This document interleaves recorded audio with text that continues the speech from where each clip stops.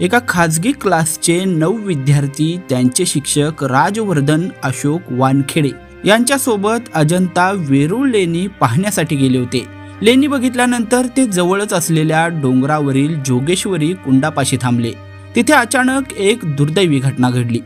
या विद्यार्थ्यांपैकी एक विद्यार्थी असलेला चेतन संजय पगडे याचा पाय घसरला आणि तो कुंडाच्या पाण्यामध्ये पडला।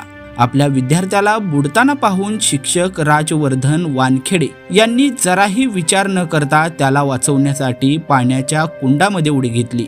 मात्र बुडताना खूप घाबरलेल्या चेतनने शिक्षकाला घट्ट मिठी मारली। या मिठीमुळे मात्र दोघांनाही पोहता आलं नाही आणि ते दोघेही पाण्यामध्ये बुडून त्यांचा दुर्दैवी मृत्यू झालाय।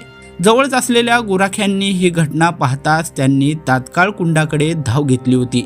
त्यांनी दोघांनाही पाण्याबाहेर काढलं, मात्र तोपर्यंत खूप उशीर झालेला होता।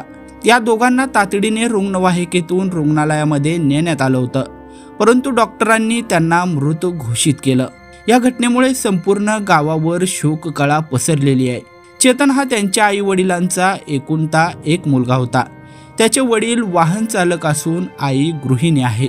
त्यांच्या कुटुंबावर दुःखाचा डोंगर कोसळलाय।